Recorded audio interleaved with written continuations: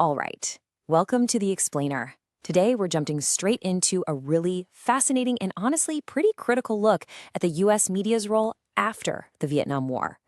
Everything we're going to talk about is based on some powerful excerpts from the book, The Political Economy of the Mass Media. So let's start with this quote from President Jimmy Carter. "We owe Vietnam no debt. The destruction was mutual." Wow. I mean, think about that for a second. This was in 1977. And according to our source material, this wasn't just some off-the-cuff remark. No, it was actually a perfect snapshot of a new story, a new narrative about the war that was starting to take hold in America. A story that was all about, well, redefining what the war even meant and what its consequences were. And that quote really leads us to the core question of this whole explainer. After Saigon fell, how did the U.S. media actually frame the story of the Vietnam War for folks back home? The book we're looking at argues this was way more than just reporting the facts of a war that was over. It was about rebuilding the war's meaning for an entire generation. So let's dive into the argument it makes. Okay, so here's how we're going to break this down. First, we'll look at what's called a crisis of ideology. Then we'll get into the Vietnam Syndrome. You've probably heard that term. After that, we'll see how the war's purpose was apparently rewritten, who was framed as the real victim, and finally, a really interesting idea about the war's partial victory. Let's get right into it. All right, Section 1, a crisis of ideology. The starting point for our source is this idea that after the war, the big problem for the U.S. establishment wasn't about rebuilding cities or anything like that. No, the real challenge was internal. It was about rebuilding an idea, an ideology, right at home. So what was the problem? Well, according to the text, the main post-war mission for what it calls ideological institutions, think media, academia, was to get a handle on the American people, a population that had, pretty much lost faith in its leaders and was super skeptical about using military power. The goal, the book argues, was to somehow overcome that reluctance. And that reluctance, that skepticism, it actually got a name: the Vietnam Syndrome.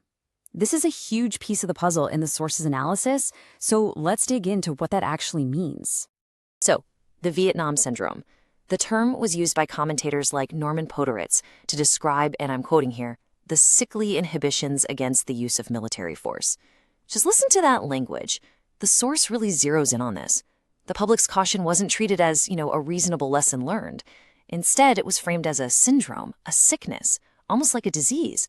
And if you're a policymaker, what do you do with a disease? You have to cure it. And this chart really shows you just how big that challenge was. Look at this poll from 1982, almost a decade after the U.S. pullout. A whopping 72% of the American public viewed the war as fundamentally wrong and immoral.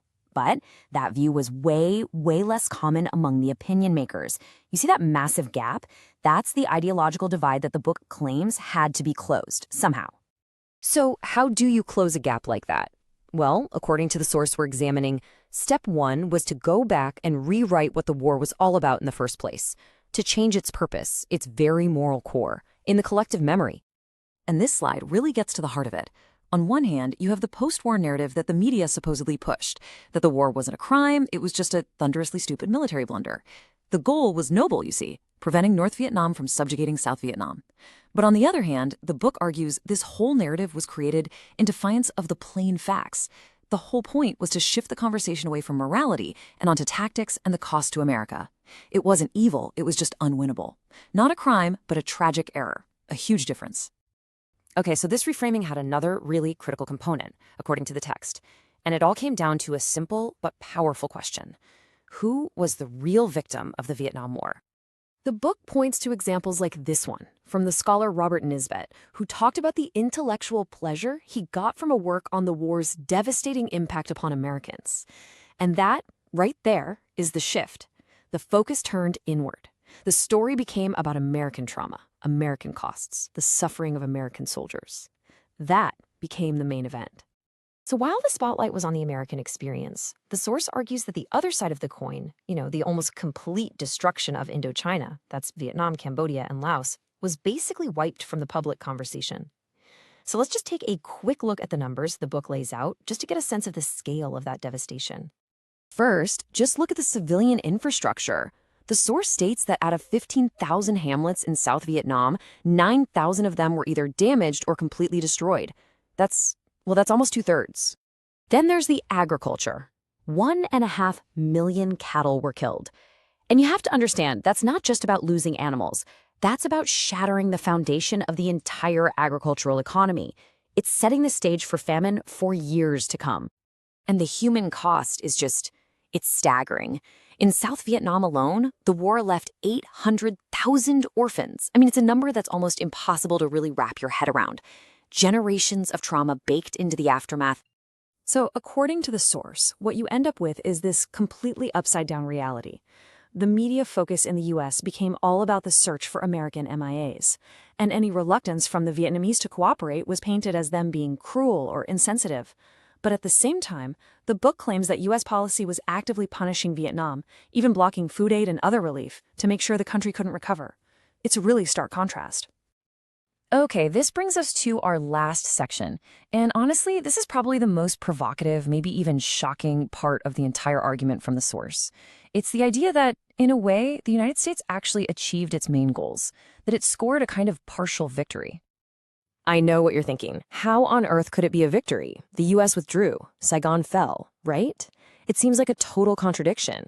But to get what the book is saying here, we have to look past the headlines of who won the final battle and dig into what the broader strategic goals were from the get-go. So the book lays out this argument in a few steps. First, the domino effect was stopped. The biggest fear wasn't just communism, but a successful, independent Vietnam inspiring other countries. That didn't happen. Second, it taught a brutal lesson to anyone else thinking about a war of liberation. It would be incredibly bloody and probably doomed. Third, the U.S. shored up its second line of defense with friendly military regimes in places like Indonesia and the Philippines. And finally, the model was destroyed. Indochina was left in absolute ruins, so it could never become some shining example for other developing nations. So you see the point here? If the main goal was never really to save Vietnam, but to destroy it as a potential model, well then in that grim, brutal logic, a ruined Vietnam that couldn't inspire anyone was in fact a mission accomplished, a victory. And that's where the source leaves us, with this really powerful final question. If how a country tells the story of its last war directly shapes its willingness to fight the next one, what does this whole interpretation of the media's role back then tell us about the conflicts that came later?